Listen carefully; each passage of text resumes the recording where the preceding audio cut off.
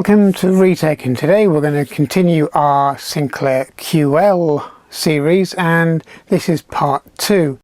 And it's just an overview about the machine, because the Sinclair QL, as you can see behind me on the screen, was a very different computer out of Clive Sinclair's head. It was a very different direction for Sinclair research, and general consensus is that the machine didn't do very well. I mean, it sold 150,000 units through its lifetime before it was cancelled when Amstrad took over. But until that point, the machine struggled, and it struggled with marketing, and it struggled with its direction, and it also struggled with specification. But it wasn't all bad. It's not all doom and gloom, because the Sinclair QL was technically ahead of its time. The Sinclair QL was also technically a very decent machine, which it deserved to do better. And the Sinclair QL suffered from Clive Sinclair and his, let's say, quirks, because it was the quirks that ultimately led to the demise of the machine. And some of the quirks were also due to marketing, as we saw in episode 1 in the first part of this series. But it deserved to do a lot better, and really I'm going to cover the quirks, but I'm also going to cover the technical aspects of the machine and why it should have done better than it did. So let's take a look at the Sinclair Quantum Leap, otherwise known as the Sinclair QL. You are about to witness Clive Sinclair's quantum leap. He's come up with a computer to rival these machines at a fraction of their cost. The Sinclair QL system, with a massive 128K memory, color monitor and 4 professional software packages, £698. Phone 200 0200 for your nearest stockist. So if you watched part 1 of this Sinclair QL series, you would have seen how mismarketed the QL was, and you would have seen how badly the QL was presented to the American market, let alone the markets around the world and the UK. Now, Nigel Sell basically went, there's the QL, and that was it. And you didn't really see the machine in the flesh throughout that video, but this is the machine. And the machine itself is not a bad looking machine. It's quite small for what it is. If you take away the microdrives, it's actually not much longer than a Spectrum Plus. And to be honest, it's about the same length as a full-sized, fully-fledged IBM style modern keyboard. So your modern keyboard on your modern PC would be roughly the length of this entire machine. Now, the one thing this machine got criticized for was the microdrives. And if they brought these microdrives out a year earlier in a system such as the ZX Spectrum, they would have done really, really well. But by that time, the Spectrum was pretty much established with cassette, and microdrives weren't really taken up. And also there was a lot of third-party disk drive solutions that were out for the Spectrum Plus, the Spectrum, and later on the Spectrum 128, which eventually came out with its own built-in disk drive. Now, the QL itself has a slight departure from the original Spectrum, and it was the keyboard. And the keyboard on these, it kind of isn't brilliant. It's not bad, but it's not particularly suited to the use that this machine was going to be put to. Now, it was aimed at the semi-professional stroke professional business use, and the marketing was very muddled around this, but also the keyboard would have put a lot of people off because you can't touch type on this.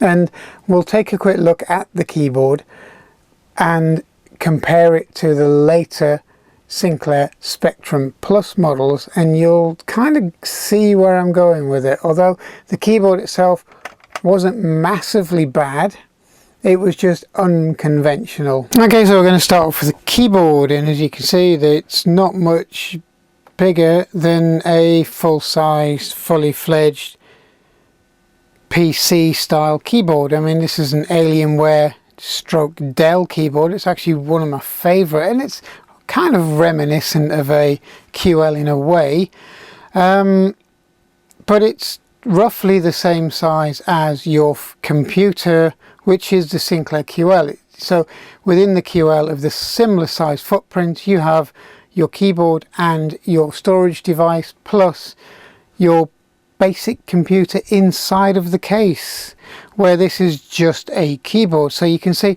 the QL wasn't huge by any stretch of the imagination, and it was kind of very small in comparison to a lot of the other machines out there. So when you consider it against an Apple Macintosh, it was also a very small, compact computer. And again, it was kind of following on with Clive's design philosophy. But the keyboard, I mean, it's possibly one of the worst keyboards ever designed by anyone. And I think that's a bit of a shame, because the keys themselves are roughly standard size keys. The key tops feel like a normal key, but then you've got this huge plastic wedge you're pushing down. On the QL, it's got quite a nice depth to it, and you can actually use it, but you kind of miss the keys because of these roundish key tops, and it does make typing a little bit of a pain, even compared to something like this, which is getting on a bit. You know, it's an old keyboard now, but it's comfortable and it works. And that's the difference. The QL keyboard didn't have to be the best keyboard. It didn't have to have mechanical key switches. It didn't have to be the best touch typist keyboard in the world. It just had to be adequate. But unfortunately, this is not adequate. It's below par, especially for a business machine, which is what the original kind of brief was for this machine, although I guess it got muddled along the way. Now, if we compare that to a standard Sinclair Spectrum Plus, and it's got very much the similar style keyboard, but, and it's a big but, it doesn't feel half as good as the keyboard on the QL. It's a lot spongier, the keys wobble around a bit, and it's just not brilliant. So in some respects, the Sinclair QL keyboard is a lot nicer than the Plus. It has a shorter spacebar than the QL. It has not as much tactile feel, and it doesn't go down as deep as the QL. And also it just feels an even more cost reduced keyboard. So out of the two, the QL is a much better bet for typing on and a much better bet for feel, but it's not really up to the kind of standard of a normal, or as close to normal a keyboard as you would get on a standard IBM style keyboard, or even an Atari ST or an Apple Macintosh, which were far superior in terms of feel and use. But again, it was much better than the rubber keyed ZX Spectrum keyboard.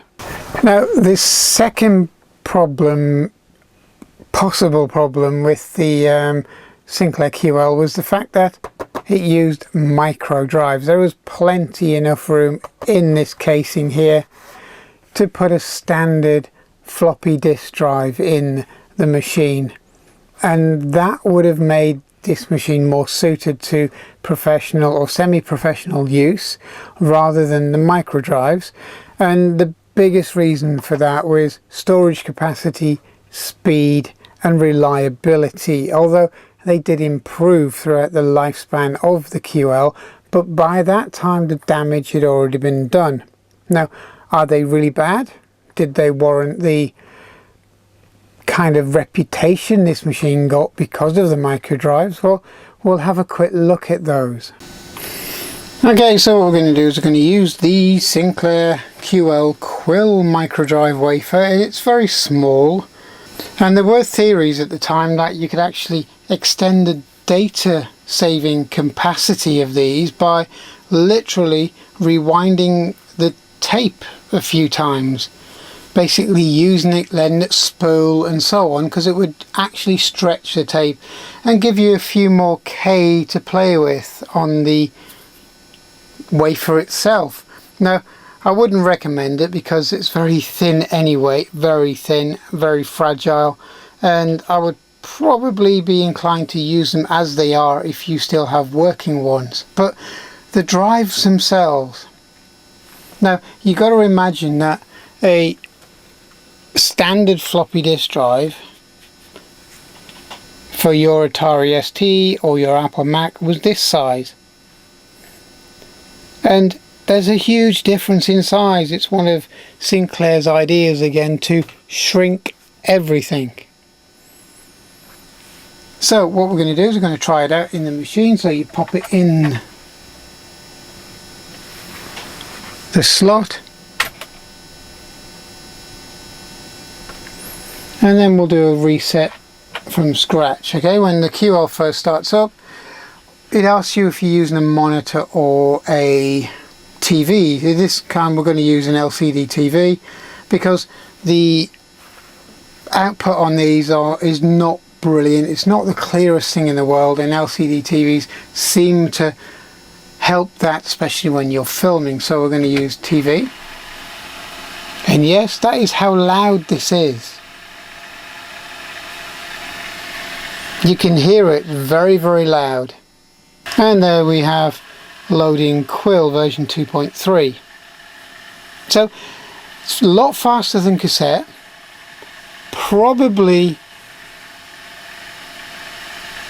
but it's not as fast as a floppy disk, and it's also very noisy.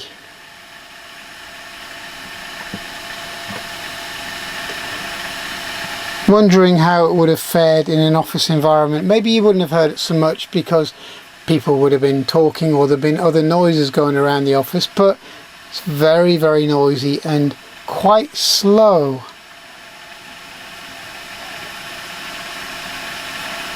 It's also not as reliable as early floppy disk drives, and there we go. And you get these kind of issues as the medium deteriorates. But luckily most of my cartridges actually do work, or my wafers work. So, you know, you're going to find the odd piece of software that's not going to function after this amount of time, but this wasn't unusual when the machine was new, which is the first thing you were asked to do, was to back up everything you had and keep the originals to one side and not use them. That's how much faith they had or didn't have in these micro drives.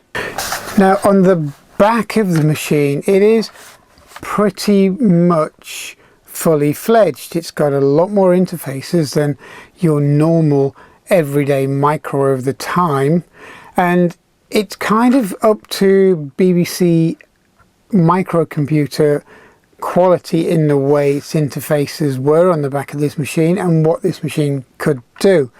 I mean, you've basically got two serial ports. You also have a ROM port, which didn't get used a lot apart from when the machine was originally launched, with basically half of the ROMs hanging out the back of this port here because they were not finished. You've also got UHF and you have an RGB, which is quite useful for a business machine, but whether or not UHF was any use for a professional stroke semi-professional machine is kind of debatable. And to be honest, I'd say that it wasn't much use at all, because in high resolution mode you couldn't use RF really on a standard TV. You did have to use a monitor with this machine. Now, other than that, you have network ports which enabled you to link other Sinclair QLs together in a very limited QL network, but it was something that, other than the BBC micros, roughly at the time, many other machines had this capability built into it from the off. So in some cases this machine was very well thought out, but in other areas it was very poorly executed. So we'll have a quick close-up of the back of this machine and we'll point out the various ports. Now the ports on the back are quite full. There's a lot of things you can do with a Sinclair QL as opposed to a lot of other machines of the time. And as I said before, you had a ROM cartridge port, which to be honest was predominantly used as a fix when these machines were first launched, and it was basically a fudge to get them out of the door, where you'd have a cartridge with the ROMs in the cartridge instead of in the machine, because the machines didn't quite work. Now you've also got two controllers, and you've also have serial ports 1 and 2. But the problem with the serial ports is you can only use one at a time, basically, which kind of really negates the fact that you have two serial ports on here. RF out, UHF marked on this one is predominantly for lower end TVs, etc.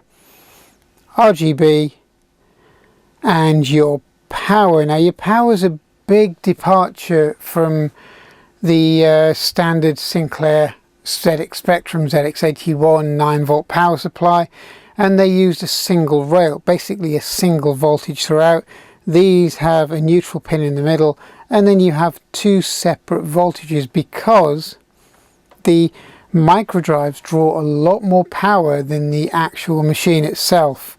So that made the machine slightly more expensive to produce, and also made the power supplies possibly a little bit more unreliable than they should have been. You've also got your two network ports, which are here. Now, as far as I said, ports go, it was quite well endowed in that respect, but again, it had a lack of a parallel port, which was a big oversight if you wanted to use it for business or professional use. And again, it just shows the mindset of getting this machine out of the door, when originally this machine was going to be something very different. The QL was really meant to be an earlier version of a Z88. There was no secret that they wanted to produce a laptop style portable computer. There was no secret that they wanted to have a built-in storage device for the machine, and there was no secret that Clive wanted it to be eminently portable and light. Now, the flat screen CRT that they were originally going to use, that they used out of the portable, or used in the portable TV, was going to be the basis for their original portable device, which eventually became the QL, and almost certainly because they couldn't do it at the time. So later on, Clive just kept running with that thought, and he produced the Z88, which is kind of where the original QL was headed if you look at it in terms of design brief. And the Z88 became the Cambridge Z88 by Cambridge Computers, which was Clive's next company after he sold the Sinclair Research brand, or the ZX Spectrum brand as it was, to Amstrad, because Amstrad just dropped the QL like a stone. The original concept of the new computer, when we started to design it in late 1982, was to take the Spectrum, to take two of the Microdrives, and to take a modification of the flat cathode ray tube that's in the television, and to bundle them into a single portable machine. But things got changed a little along the way, and we decided not to make it simply a Spectrum. We decided to use a more powerful processor and to give the machine more memory than the Z80 of the Spectrum would easily support. So that's the way the QL ended up. So if we take the Z88 away and then we look at the QL in context, you can see how the shortcomings of the machine came about. And if this machine was bundled with a monitor, didn't have RF, had a disk drive, this would have been a much better and a much more sellable machine. If the marketing wasn't as muddled, this would have been a much more commercially successful machine. So we'll cover the specs of this machine. It was released in January 1984, but it was available really for shipment, and that was the dodgy set of machines with the ROMs hanging out the back in May 1984, and it was priced at £399. Now that wasn't a bad price for a machine that was touted as a 16-32-bit machine. It had a Motorola 68008 running at 7.5 megahertz. It had 128K RAM. It could display text lines of 20 by 25 by 85 characters, a resolution of 256 by 2516 in 8 colors. That was again an increase on the 8-bit machines such as the ZX Spectrum. It had a maximum resolution of 512 by 256 in 4 colors. It had 2 network, 1 ROM, 2 serial, 2 video, which was RGB and RF, 2 controllers, and 2 internal 128K tape drives, which were known as the Microdrives. It ran on QDOS or Super Basic in ROM. And that was the basic spec of the machine, which was arguably quite good for the day. The problem was using a 68008 processor, which kind of hamstrung the machine simply because it wasn't a 68000 true. It wasn't a 6820, which was at the time the top of the range processor for these machines, especially when you consider they were Motorola based. Now, the machine itself was very well spec'd, and for the time it was arguably one of the first 16-32-bit machines that were launched at that, especially at that price point, and to a general public for use as a home machine or even semi-professional. So for your just under £400, what do you actually get in the box? I mean, you know, we all see the machine here, but what else do you get for that money? I mean, was the computer worth £400 on its own?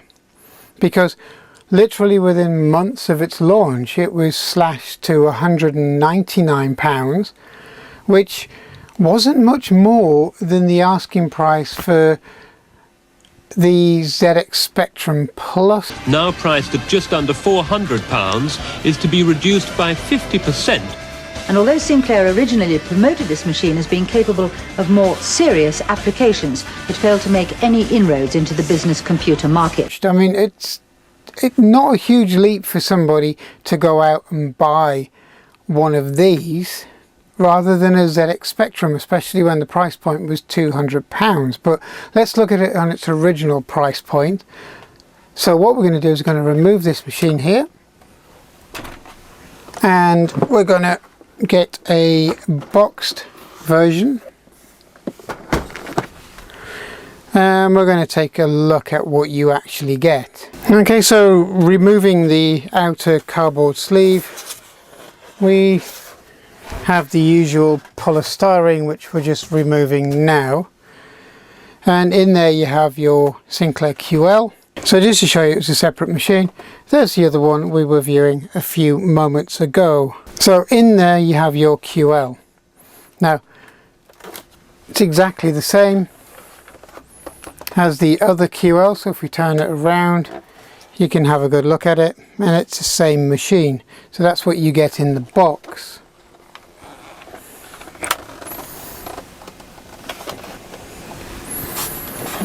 You also get the Sinclair QL pamphlet, basically the sheer professional power in the special Sinclair style. And that is what it says on the pamphlet itself. And then it goes into giving you a rundown of the specifications of the machine, including the built-in microdrives and the built-in software, which is word processor, spreadsheet, business, graphics, etc. and database. And that's all combined in this very silver Sinclair-esque folder. And it goes on to extol the virtues of the QL, the Sinclair Quantum Leap. And as you work your way through this book, it also covers the superb professional software, as it says, that you get with this machine. It's all very glossy and very professionally done, and it's something you kind of came to expect from Clive Sinclair. Okay, with this machine there's also a cover, keyboard cover, and other than the extra software that we have here, which I'll remove because it's just a few games that I left in the box to keep them safe, you have the power supply, which is quite a hefty old lump. I mean, it's very, very heavy and it's very chunky. You've also got your two folders which contain your software here, your database software as well, and you know, your standard set of cables and plugs. Now the microdrives, and this is the original software here,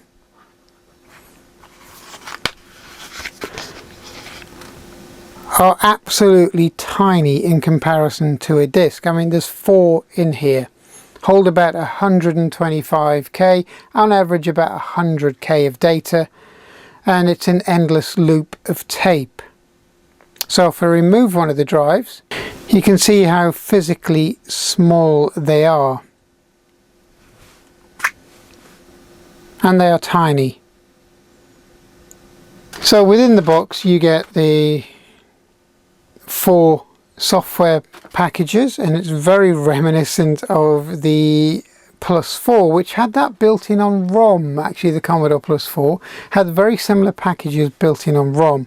And one other curious thing about the QL is that it's a very flat machine.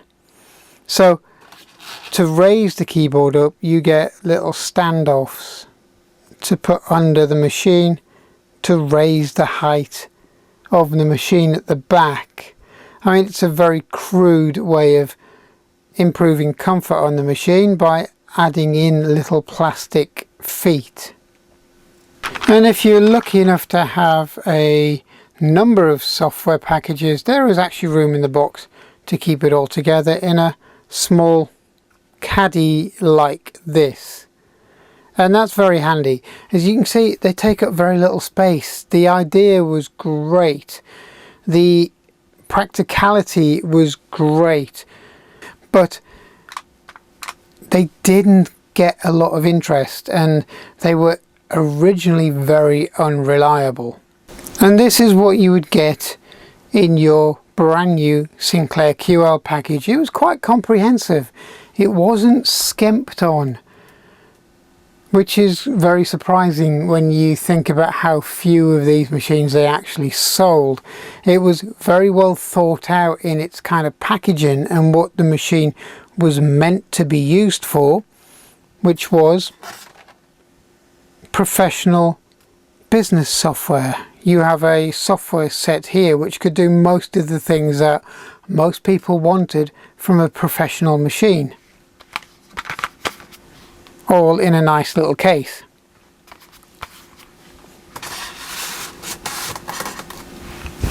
So why did it fail? Why did it go so badly? As we said in the first part, marketing. Marketing this machine was very poor. In the kind of other side of the coin, we have the Apple Mac, mouse driven, GUI driven. That was knocking huge chunks out of the QL, because the QL should have been mouse driven, should have been GUI driven, should have been a lot better in its execution than it actually was. That alone was preventing mass sales for the QL. But the other thing was, the people of the day who reviewed these machines didn't know where to place it. And there was a famous Chump or Champ cover which was all about the Sinclair QL. It was all about, really, is it going to be the saviour of Clive Sinclair? Is it going to make inroads into the business market and so on? And the use of that chimp on the front cover of a national magazine about Sinclair machines didn't do the machine any favours at all. So what do I think of the QL? Well, I think the QL is a much more capable machine than it's made out to be in the press. I think the QL deserves more interest and it deserved to sell better. I also think that the Sinclair shortcomings, or his quirks, were misguided. They were misguided and misplaced, because the keyboard, in the way he designed the one for the QL, was quite a quality product, if you see where I'm going, because it wasn't as cost reduced or cheapened as the ZX Spectrum Plus's keyboard. And the actual cost of doing the keyboard couldn't have been much away from the cost of producing a more traditional feeling keyboard with traditional feeling keycaps than he actually produced with the QL keyboard, because underneath it's still a membrane and a rubber mat, which is what most of the cheaper end keyboards were and still are.